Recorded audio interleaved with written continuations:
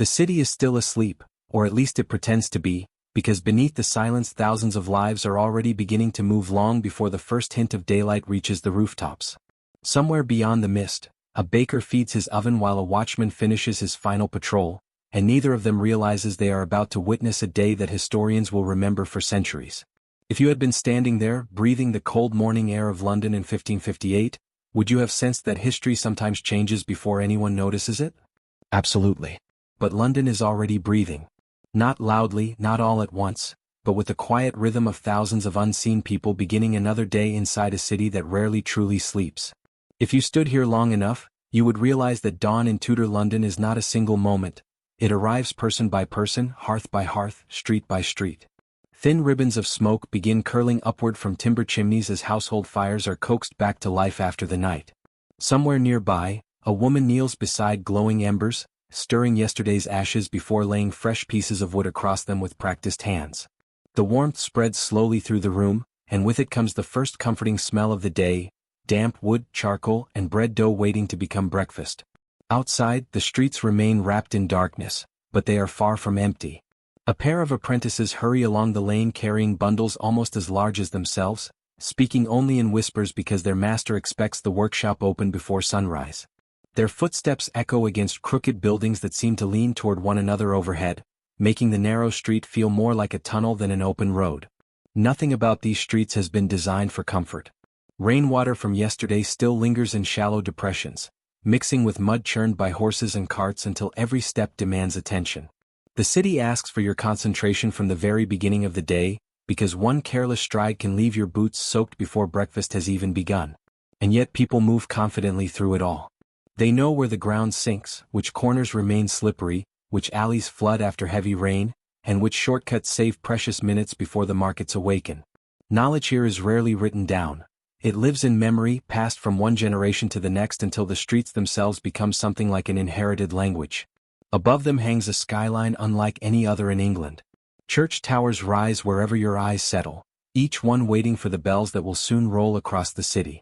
Before clocks became common possessions, these bells governed everyday existence with remarkable authority, telling London not only when to worship, but when to begin work, when to gather, and sometimes when disaster had arrived. Imagine hearing those bells without understanding their message. One pattern might announce celebration while another warned of death, yet both would spread across the rooftops with equal certainty. Every Londoner learned that language almost before learning to read, because surviving the city meant listening carefully to what it was constantly trying to tell you. As the eastern sky begins to soften, movement increases almost everywhere at once. Stable doors open. Horses stamp impatiently against wooden floors.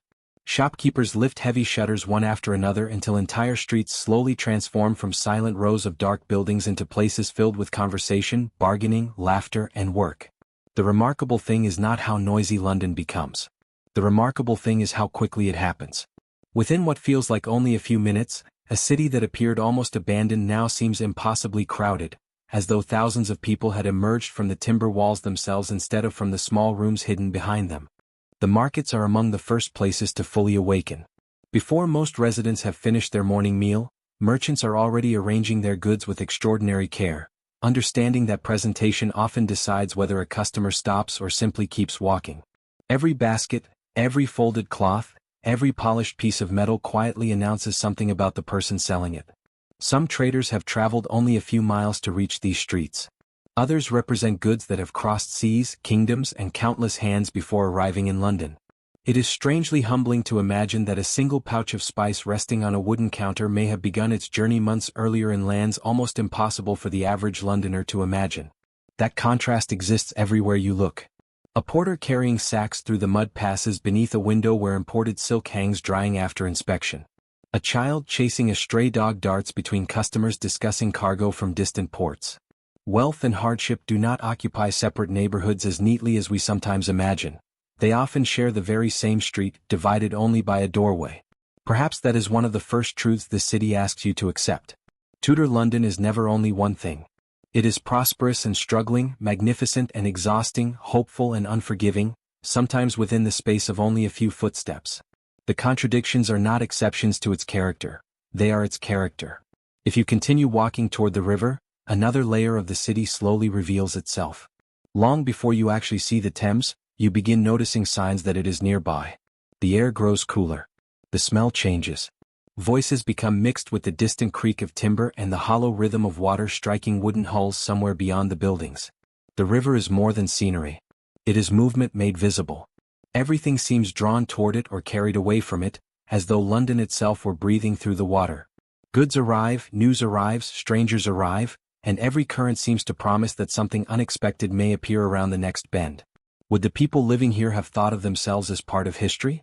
Probably not. Most were thinking about rent, apprenticeships, meals, unpaid debts, aching backs, or tomorrow's weather rather than the centuries to come. Yet history has always depended far more on ordinary mornings than extraordinary afternoons, and that is one of the reasons this city deserves such careful attention. So stay with me because we have only just stepped through the gates of Tudor London. As the streets become busier and the morning grows brighter, we are about to meet the people whose ordinary routines quietly supported one of the most fascinating cities in 16th century Europe, and the closer we look, the more surprising their world becomes. The streets closest to the waterfront never truly experience silence. Even before the first cargo is unloaded, there is already a rhythm to the place, created by ropes tightening against wooden posts, barrels rolling over uneven planks, and voices carrying across the morning air with the confidence of people who have repeated the same work thousands of times before. If London has a heartbeat, you could argue that it begins here, where nearly everything entering or leaving the city must eventually pass. Along the quays, laborers organize themselves with remarkable efficiency despite the apparent disorder surrounding them. One group forms a line to unload sacks of grain while another wrestles heavy casks from the hold of a merchant vessel that has arrived with the tide, every movement relying less on spoken instruction than on shared experience. To an outsider it might appear chaotic, yet hidden beneath the noise is an order understood by everyone who depends on the river for a living. The Thames rewards patience but punishes carelessness. Boatmen study its currents almost instinctively, reading changes in the surface the way another person might read familiar handwriting, because even a slight mistake can send a vessel drifting where it should never go. Their confidence is earned through years of repetition, and each successful crossing is another quiet victory over a river that never behaves exactly the same way twice. For travelers approaching London by water, the city rises slowly from the horizon rather than appearing all at once. First come scattered church towers, then clusters of rooftops, and finally an increasingly dense wall of buildings that seems to stretch endlessly along the northern bank. It is an arrival designed by geography rather than architecture, giving every newcomer time to wonder what kind of place could require so many chimneys, so many warehouses, and so many people gathered in one place. Imagine making that journey for the first time after weeks on rough seas. Would excitement outweigh exhaustion, or would the sheer scale of the city make you hesitate before stepping ashore? For countless merchants, craftsmen, refugees, and hopeful laborers, that first glimpse of London represented something larger than a destination. It represented possibility, however uncertain that possibility might prove to be. Once ashore, every visitor quickly discovers that movement defines this city more than any building ever could. Carts squeeze through impossibly narrow passages while pedestrians instinctively shift aside without breaking conversation, and horses weave around obstacles with surprising patience considering the confusion surrounding them. The entire population seems engaged in an enormous, unspoken negotiation over who occupies which patch of ground at any given moment. Among that constant motion are faces from places far beyond England. French merchants discuss prices with English cloth dealers. Sailors from the Low Countries unload cargo beside men whose accents reveal childhood spent in distant counties. Foreign languages drift through the marketplace often enough that hearing unfamiliar words becomes an ordinary part of daily life. This mixture of cultures quietly transforms the city. New goods introduce new tastes, new ideas travel beside commercial cargo, and fashions change almost as quickly as ships arrive with the next season's merchandise.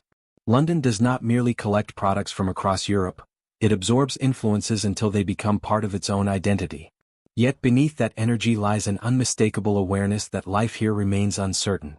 A successful week at the market offers no guarantee for the next one, and a poor harvest hundreds of miles away may eventually raise the price of bread inside these streets. Prosperity exists certainly, but it is balanced on countless fragile circumstances that few residents can fully control. Perhaps that uncertainty explains why work begins so early and ends so late. Every hour matters in a city where opportunity often belongs to whoever reaches it first, whether that means securing the best place in the marketplace or unloading a valuable shipment before competitors arrive. Industry here is not celebrated as an abstract virtue. It is woven directly into survival. As the sun climbs higher, the morning mist finally gives way to clearer light, revealing details hidden only an hour before. Carved wooden signs swing gently above shop entrances, painted symbols advertising trades to customers who may never have learned to read, while colorful fabrics hanging from upper windows introduce small flashes of brightness into streets otherwise dominated by timber and stone. Children now appear everywhere, though not in the carefree way we often imagine. Many already carry responsibilities that modern childhood rarely demands, delivering messages, assisting relatives, sweeping workshops, or learning trades that will define the rest of their lives. In Tudor London, growing up is less a gradual transition than a process that begins almost as soon as a child can contribute. Even leisure reflects the city's practical nature. Conversations in taverns frequently revolve around business, weather, politics, shipping schedules, or rumors spreading from the royal court, because information itself possesses real value. A story overheard before anyone else hears it might influence tomorrow's decisions, and tomorrow's decisions may determine whether a household prospers or struggles through another season. Rumors move astonishingly fast here. Before official announcements reach every corner of the city, fragments of news have already traveled through workshops, markets, river landings, and inns, changing slightly with each retelling. By the time a story reaches the opposite side of London, it often carries as much speculation as certainty. That raises an interesting question. In a world without newspapers, telephones, or instant communication, how did people decide which stories deserved belief and which belonged only to gossip? The answer reveals as much about human nature as it does about Tudor England, because the challenge of separating truth from rumor is far older than we sometimes imagine. For now, however, the city continues its ordinary rhythm, unaware that before long extraordinary events will reshape conversations in every marketplace and every household. The streets remain busy, merchants continue bargaining, and the river keeps carrying boats toward destinations known only to those aboard them. Yet beneath that familiar routine, history is already gathering momentum, and London is moving toward a morning its people will remember for the rest of their lives. By midday, London feels almost like a different city from the one that greeted us before dawn. The softer sounds of morning have given way to a constant roar of conversation, hammering, livestock, rattling wheels, and church bells that drift above it all like reminders that time belongs to no individual, no matter how important they believe themselves to be. If you close your eyes for a moment, you might struggle to distinguish one sound from another, yet together they create the unmistakable voice of a capital growing faster than anyone can comfortably control. Walk through the commercial streets now, and every doorway seems occupied. Tailors lean over half-finished garments while apprentices carry bundles of cloth from one workshop to the next, careful not to brush them against the muddy street below. Nearby, a goldsmith studies a tiny piece of metal beneath the daylight pouring through his window, knowing that a mistake too small for most people to notice could ruin weeks of careful labor. The pace never quite relaxes because the city rewards momentum. Customers rarely wait, deliveries cannot be postponed indefinitely, and daylight itself is a valuable resource measured almost as carefully as money. Every successful craftsman understands that reputation is built slowly but can disappear with astonishing speed. The guilds shape much of this working world, though their influence is often invisible to those passing through. Behind the signs hanging above the shops lies an intricate system of apprenticeship, training, and shared standards that determines who may practice a trade and under what conditions. To modernize, the rules may appear restrictive, but to Tudor London they represent stability in a city where competition grows more intense every year. Think for a moment about what it would mean to begin your profession as a child, living under another family's roof for years while learning every habit of your master's craft. Your future would depend not only upon talent but also upon patience, discipline, and the willingness to repeat ordinary tasks long before earning the chance to attempt extraordinary ones. It is a demanding path, yet countless Londoners walk it because they see no better route toward security. Not every occupation enjoys the same respect. Some trades carry prestige because they produce luxury goods or serve wealthy clients, while others perform work that everyone depends upon but few openly admire. The irony is difficult to miss. Cities often celebrate elegance while quietly relying upon people whose labor is anything but elegant. That contradiction becomes clearer as we leave the prosperous streets and wander toward neighborhoods where wealth is less visible. The buildings remain crowded together, but their condition changes subtly. Timber looks older, repairs appear more hurried, and the signs of constant use become harder to ignore, reminding us that London's remarkable prosperity has never been shared equally among those who call it home. Inside these smaller houses, Every inch of space matters. Several generations may sleep beneath one roof, sharing rooms that become workshops during daylight and bedrooms after dark. Privacy, in the modern sense, is almost unimaginable here because daily life unfolds in close proximity to family, neighbors, and sometimes even paying lodgers. Yet hardship should not be mistaken for hopelessness. Even where possessions are few, routines persist with remarkable determination. Meals are prepared, children are taught, clothing is repaired instead of discarded, and small celebrations still find their place within the calendar. Human beings possess an extraordinary ability to build ordinary life even under circumstances that outsiders might consider overwhelming. That resilience rarely appears in royal portraits or official records.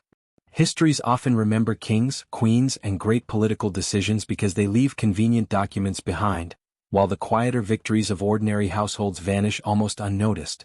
But without those households, without their relentless work from one sunrise to the next, no kingdom could have functioned for very long. Perhaps this is the greatest illusion created by distance. When we think about the 16th century, it is tempting to imagine history unfolding almost entirely inside palaces and council chambers. The truth is far more interesting because every decision made at court eventually reached streets like these, where ordinary people transformed royal policy into everyday reality through their labor, their endurance, and sometimes their quiet resistance.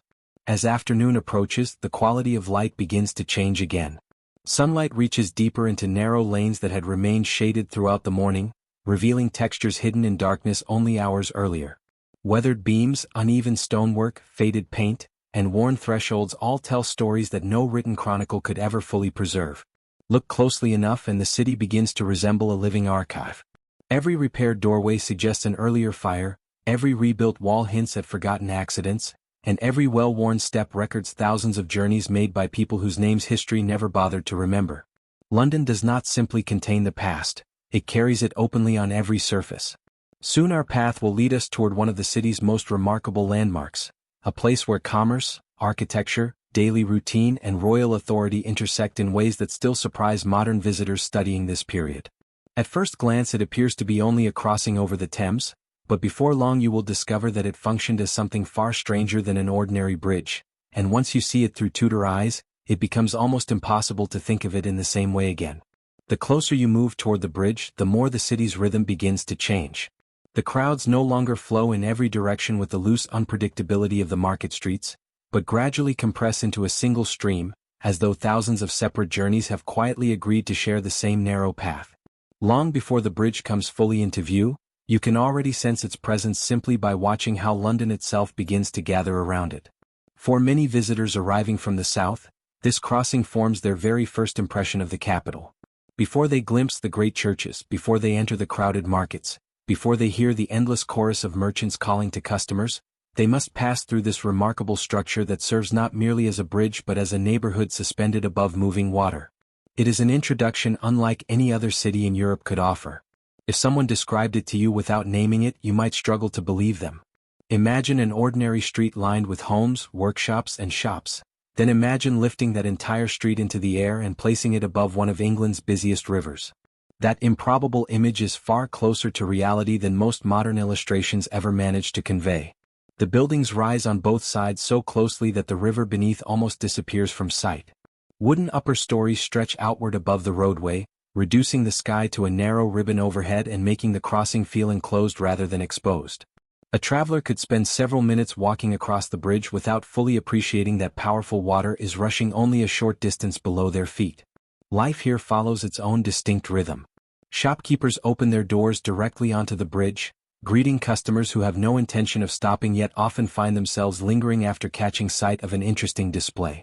Above those businesses, families prepare meals, children peer through small windows, and ordinary domestic life unfolds atop one of the busiest crossings in the kingdom. The arrangement feels strangely familiar despite the centuries separating us. People still choose to live above shops, still wake each morning to the sounds of customers below, and still adapt remarkably well to circumstances that outsiders might consider inconvenient.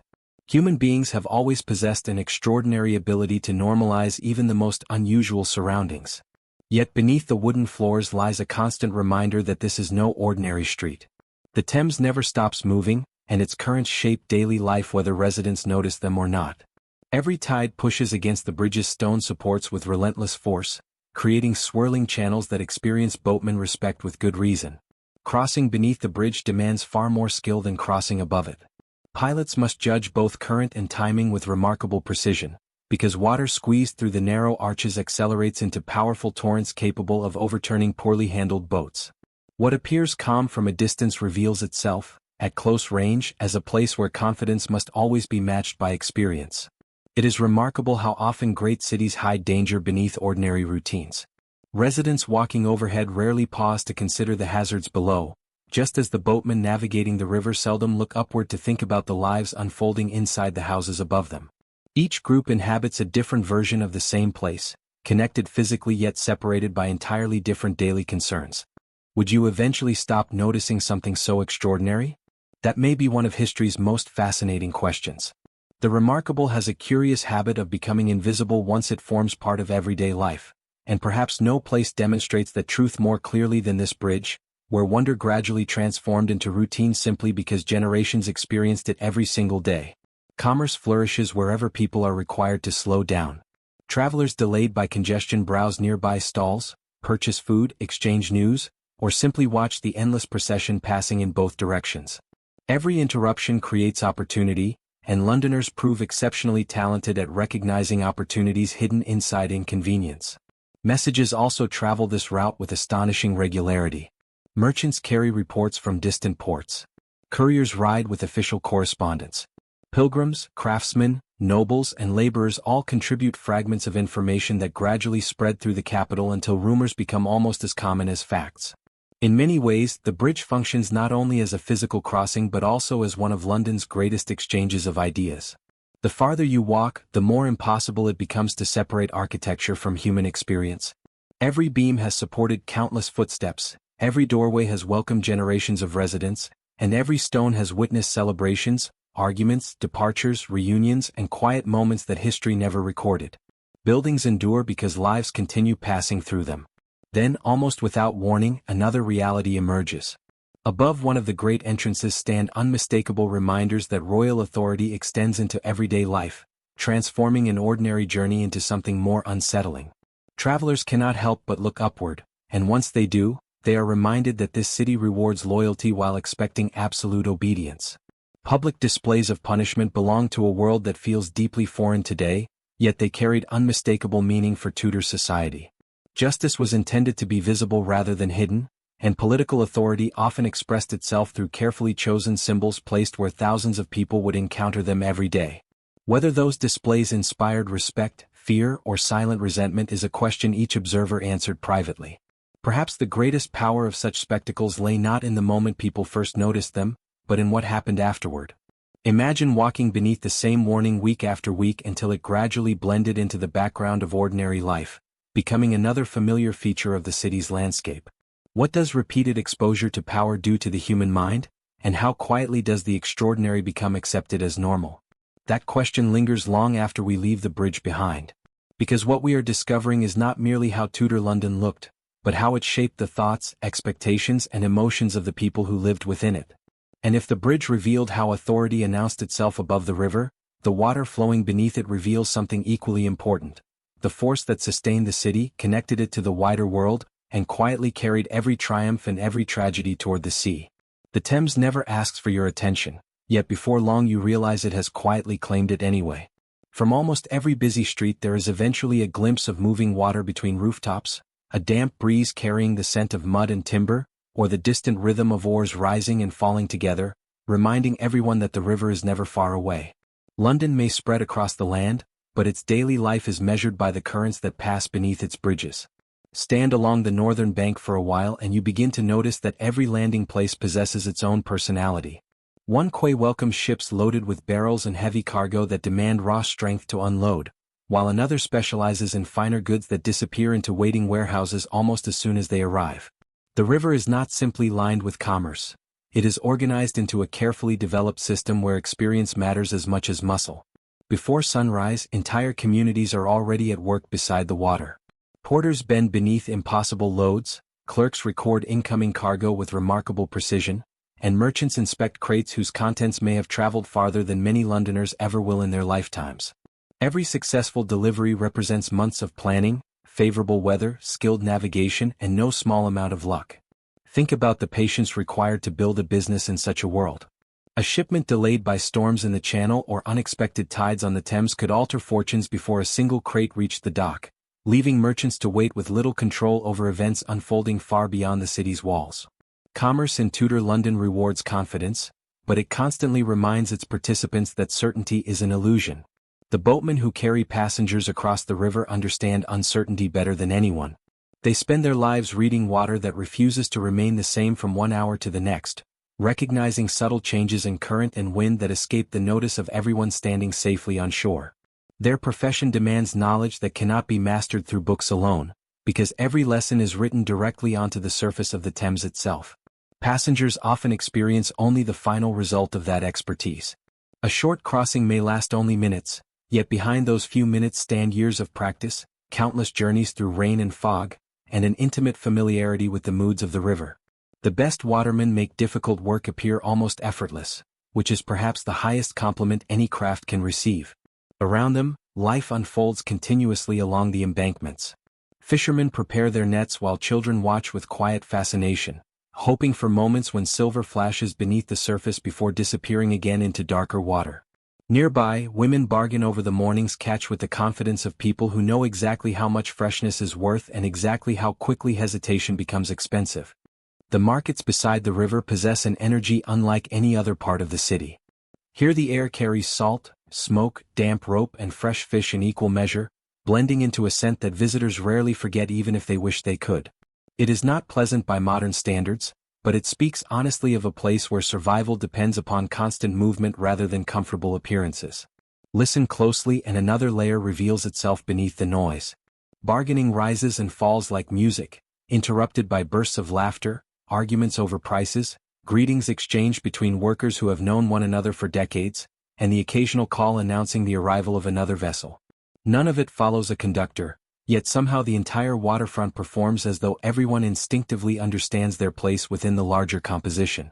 The river also brings strangers whose stories begin long before they reach London.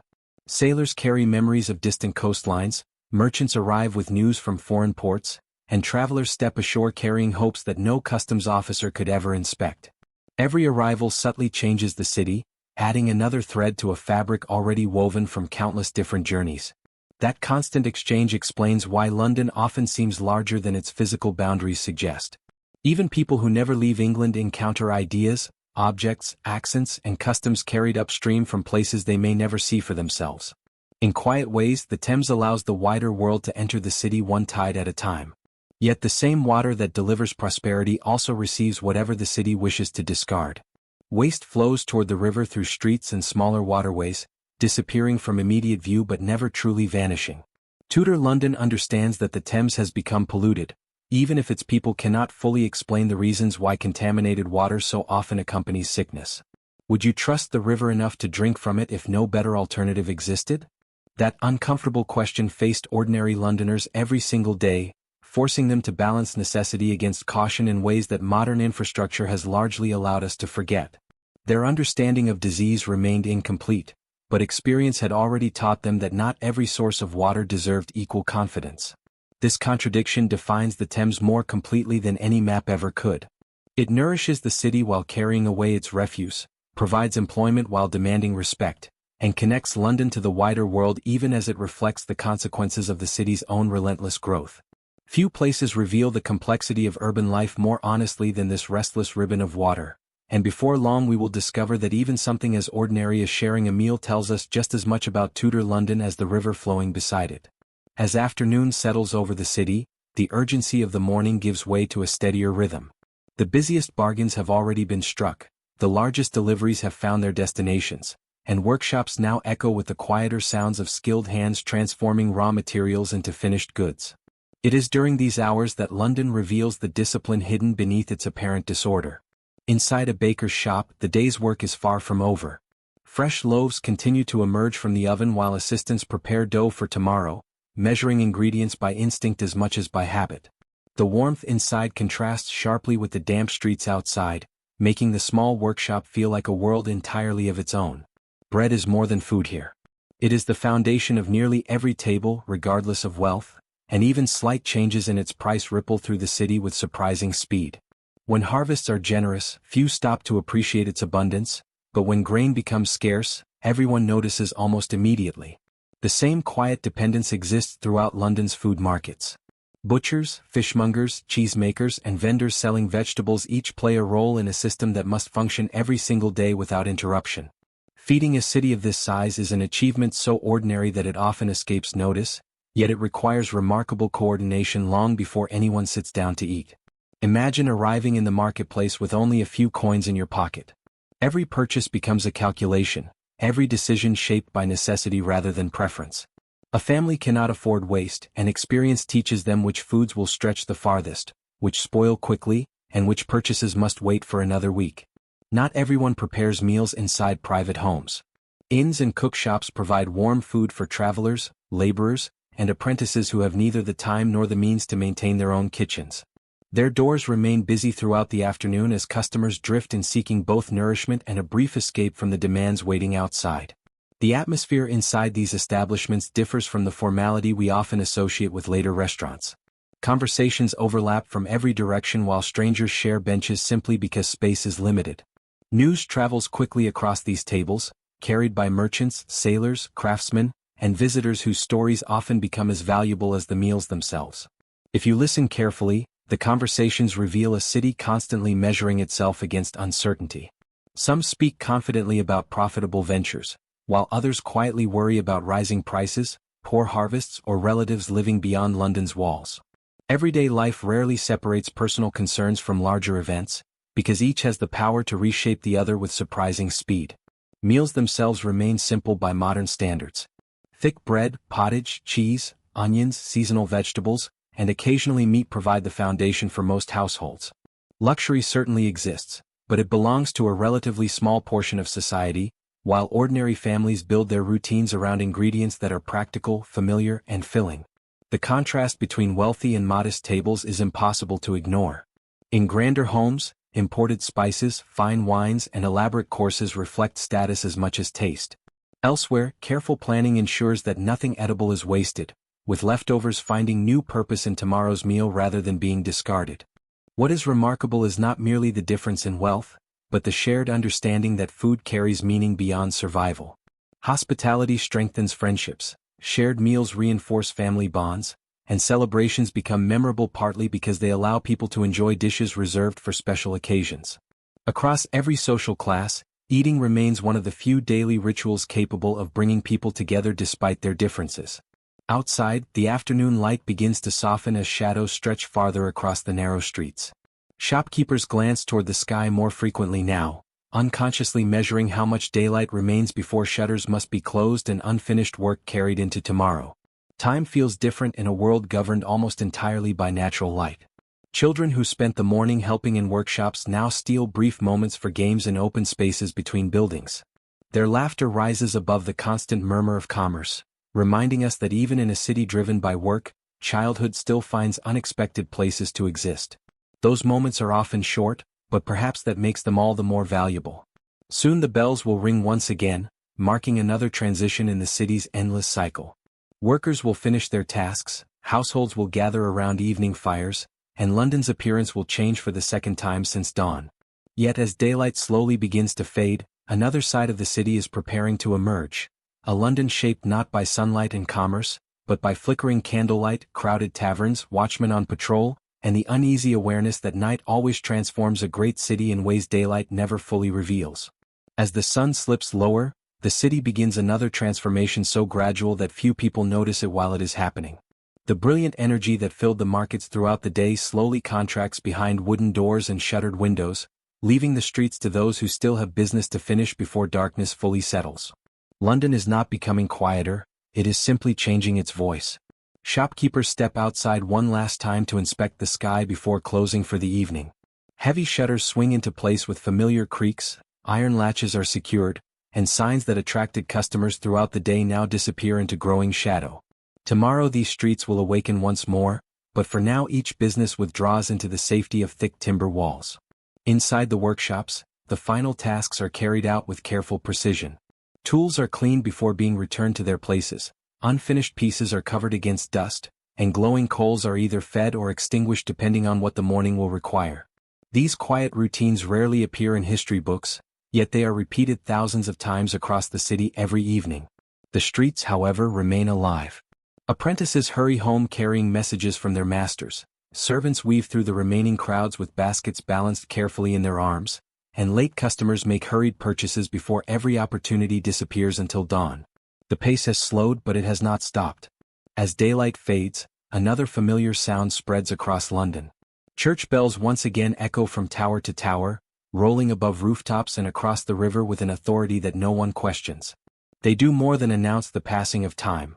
They remind every resident that another working day has reached its end. What would evening have felt like in a city without electric light? That question is harder to answer than it first appears, because darkness in Tudor London is not simply the absence of daylight.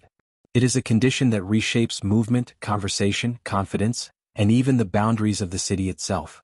One by one, candles begin glowing behind leaded windows. Their small flames spill warm light onto wooden floors while leaving the corners of each room wrapped in shadow. From outside, entire streets seem sprinkled with tiny points of gold, each one representing a household gathering together after another demanding day. Meals become the center of domestic life once more.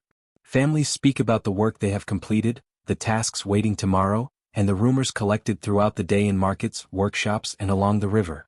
News rarely belongs to a single person for long, passing naturally from one table to another until it becomes part of the city's shared conversation.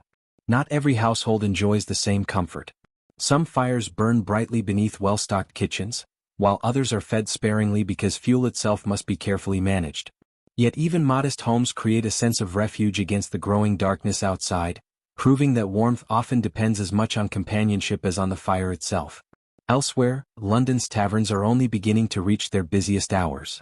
Travelers seek a place to rest after long journeys, merchants continue negotiations that daylight interrupted, and neighbors gather over ale while exchanging stories that grow more dramatic with every retelling. Laughter competes with music, while serious discussions unfold only a few tables away. These taverns serve purposes beyond food and drink.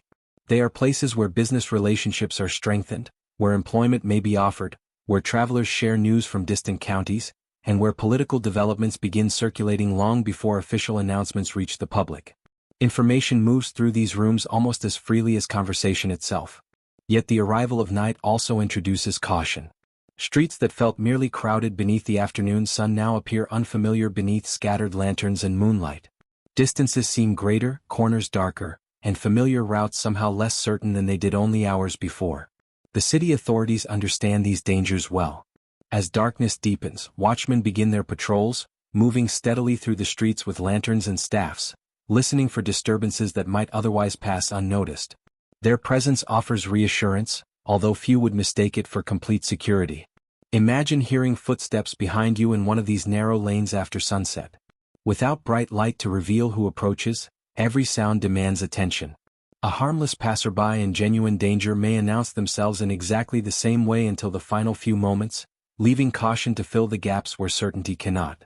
For honest citizens, night encourages shorter journeys and locked doors. For others, darkness offers opportunities unavailable during daylight, when every movement is observed by countless eyes. Like every growing city throughout history, London possesses two distinct personalities, and the one revealed after sunset is often less predictable than the one we encountered that morning. Even so, the city never truly falls asleep. Somewhere a physician answers an urgent knock at the door. Somewhere else a child is born while, only a few streets away, another family keeps vigil beside someone nearing the end of life. Cargo continues moving along the river with the changing tide, and bakers quietly begin preparing dough that will become tomorrow morning's bread before most residents have even gone to bed. It is easy to think of history as a series of dramatic moments, but cities are built far more by repetition than by spectacle. Every loaf baked before dawn, every shop opened on time, every apprentice completing another ordinary task contributes to something much larger than any individual can fully see. London grows not because of a single remarkable event, but because countless ordinary people continue showing up, day after day, year after year. And while the city settles beneath the darkness of another evening, events beyond these streets are already beginning to shift the future in ways almost no one can yet imagine. Before long, Changes at the highest levels of the kingdom will ripple through every workshop, marketplace, tavern and riverside landing we have explored today, proving that even the most ordinary day can stand quietly on the edge of history. Night deepens slowly rather than all at once. The last traces of twilight linger above the rooftops before finally surrendering to a sky scattered with stars that appear far brighter than those seen above most modern cities. Without electric lights competing for attention, the heavens reclaim their place as a familiar companion to everyone still walking London's streets. For many residents, this is the only quiet they will experience all day. The constant bargaining of the markets has faded, the ringing of hammers has ceased, and even the busiest roads have begun to empty. What remains is a softer landscape of distant voices, creaking timbers, barking dogs, and the occasional rumble of wagon wheels crossing uneven stone. Inside modest homes, candles burn carefully. Wax is valuable and every flame must justify its cost. Families gather close together, making the most of the available light as clothing is repaired, tools are inspected, and stories are shared before exhaustion finally overtakes conversation. Storytelling fills an important place in these evenings. Without printed books in every household or endless distractions competing for attention, memories become entertainment, education, and family history all at once. Children listen to tales they have heard many times before, yet each telling feels slightly different depending on the voice, the season, and the mood around the fire. Some stories celebrate remarkable courage. Others warn against foolish choices or explain mysteries that no one fully understands. Whether completely true matters less than the lessons they carry, because each generation quietly prepares the next for a world that often feels unpredictable. Outside, the weather continues shaping the city even while most people sleep. A steady rain transforms familiar streets into muddy channels by morning, while a sharp frost can harden every surface before dawn. London never exists apart from nature. It negotiates with it every single day. Imagine living in a house where changing weather is not something observed through insulated windows but something that directly influences warmth, work, travel, and food. A single storm may delay shipments, damage crops, flood roads, and leave families facing unexpected hardship weeks later. Every cloud carries consequences extending far beyond the moment it appears. Throughout the night, the Thames continues its patient work. The tide rises and falls without concern for human schedules, lifting boats gently against their moorings before lowering them again with equal certainty. Even while the city rests, the river refuses to pause. Its movement creates a strange sense of continuity. Kings may rise and fall, merchants may prosper or fail, and neighborhoods may grow or disappear, yet the water continues flowing toward the sea exactly as it did centuries before London became England's largest city. There is comfort in that permanence even for those who rarely stop to consider it. Far beyond the city walls, farms prepare for another morning's journey toward the markets. Wagons loaded with vegetables, grain, eggs, butter, and livestock begin moving long before sunrise, their drivers hoping to reach the gates while the day's best trading opportunities still lie ahead. The relationship between London and its countryside never sleeps because neither can survive without the other. This dependence often goes unnoticed by people inside the city itself. It is easy to believe that food simply appears in the marketplace each morning, yet every loaf of bread and every basket of produce represents countless hours of labor performed miles away. Urban life rests upon rural effort in ways that remain largely invisible until something interrupts the connection. Would London's people have thought about these distant farms while eating breakfast? Perhaps occasionally, especially after poor harvests or difficult winters. Most days, however, successful systems become almost invisible precisely because they function so reliably. We rarely notice what quietly supports our lives until it falters. As midnight approaches, only a handful of windows remain illuminated. Somewhere a scholar continues reading by candlelight, carefully preserving expensive books whose pages contain knowledge accumulated across generations. Elsewhere, a merchant studies accounts one final time, hoping tomorrow's calculations will prove more favorable than today's. In another corner of the city, a blacksmith tends fading embers that must remain alive until morning. Allowing the forge to die completely would require hours of additional work the following day, so even sleep is planned around practical necessity. Such small decisions reveal how deeply work shapes every aspect of daily existence. Hours pass almost unnoticed. The air grows colder, streets become emptier still, and silence settles into places that only recently echoed with conversation. Yet beneath that silence lies expectation rather than stillness, because everyone understands that another demanding day is already approaching. Then, almost imperceptibly, darkness begins to retreat. At first it is nothing more than a faint silver line along the eastern horizon, easily missed unless someone is already awake. The stars lose their sharpness one by one, rooftops slowly emerge from shadow, and the outlines of church towers become visible against the brightening sky. London is preparing to begin again. The first baker opens his oven before most households have stirred. Nearby, a watchman completes his final round, exchanging a brief greeting with workers whose day is only beginning. Their routines intersect for only a moment before each disappears into a different rhythm, yet together they form part of the same endless cycle. It is tempting to imagine history as a chain of extraordinary events, each clearly separated from ordinary life. But spending a single day in Tudor London reveals something far more compelling. History is built from ordinary mornings, familiar streets, repetitive work, shared meals, uncertain weather, and countless individuals whose names have long been forgotten, yet whose efforts collectively shape the future. That may be the city's greatest lesson. Beyond the famous monarchs, celebrated explorers, and dramatic political struggles lived hundreds of thousands of ordinary people who asked the same practical questions we ask today. How will I earn a living? Will my family remain safe? What kind of future awaits my children? Across nearly 5 centuries, those questions have changed far less than the world surrounding them. As the first bells announce another sunrise and London stirs once again, the city reminds us that history is not only found in moments of triumph or crisis. It also lives in familiar routines repeated so faithfully that they become almost invisible, quietly carrying one generation into the next. And perhaps that is why Tudor London continues to fascinate us. Not because it feels completely different from our own world, but because beneath its timber houses, smoky streets and crowded markets, we can still recognize something unmistakably human. The first rays of sunlight spread across the rooftops with almost imperceptible patience, revealing a city that appears both familiar and entirely renewed.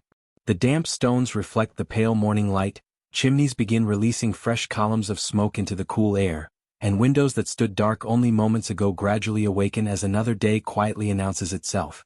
For the people of Tudor London, this is not merely the beginning of a new morning, it is another opportunity to continue a rhythm that has repeated itself for generations.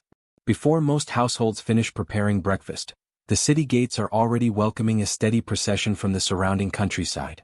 Farmers guide wagons laden with vegetables gathered only hours before, shepherds urge reluctant flocks toward waiting buyers, and dairymaids carry heavy containers whose contents must reach customers before the day's warmth begins to spoil them.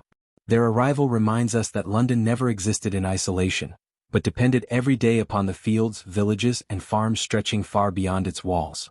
The relationship between city and countryside is remarkably balanced despite appearing unequal. London offers opportunity, trade, and wealth that smaller settlements cannot provide, while the countryside supplies the food, timber, fuel, and raw materials without which urban life would quickly grind to a halt. One cannot flourish for long without the other, even if few residents pause to consider how deeply their daily comfort depends upon people they may never meet. Watch the marketplace carefully as these deliveries arrive. There is remarkably little hesitation because every participant already understands their role. Buyers inspect produce with experienced eyes, porters move goods toward familiar destinations, and sellers know precisely where returning customers are likely to appear. What seems spontaneous to an observer is, in reality, the product of thousands of mornings that have unfolded in almost exactly the same way. Even the animals contribute to the city's unmistakable character. Horses pull heavily loaded carts through streets still damp from the night, geese announce their presence with unapologetic enthusiasm, and chickens confined inside wicker baskets occasionally protest every bump in the road. These sounds mingle naturally with human conversation until they become inseparable from London's identity itself.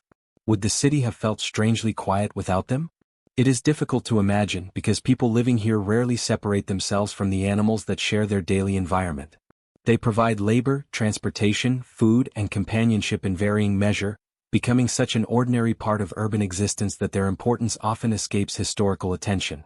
As the morning progresses, sunlight finally reaches the upper stories of the city's timber-framed buildings. Their uneven facades cast shifting patterns across the streets below, where every beam, carved support, and weathered doorway speaks of decades spent resisting rain, wind, and constant use. Few structures appear perfectly straight, yet together they create a landscape possessing a charm that no carefully planned modern city could easily reproduce. Builders in Tudor London work with materials that demand continual care. Timber expands and contracts with changing weather, roofs require regular maintenance, and even sturdy walls eventually reveal the marks of time. A house is never truly finished. It remains an ongoing project shaped by every generation that occupies it. That constant maintenance reflects something deeper about life in the 16th century. Nothing is expected to remain perfect indefinitely, and repairs are accepted as an ordinary responsibility rather than an inconvenience. Clothing is mended, furniture restored, tools sharpened, and buildings reinforced whenever necessary. The culture values preservation because replacing possessions is rarely simple or inexpensive. Step inside one of these homes, and you quickly notice how carefully every object has earned its place. Tables serve multiple purposes throughout the day, benches become seating for meals before being moved aside to create space for work, and chests protect belongings while doubling as furniture. Practicality guides nearly every decision, leaving little room for unnecessary possessions.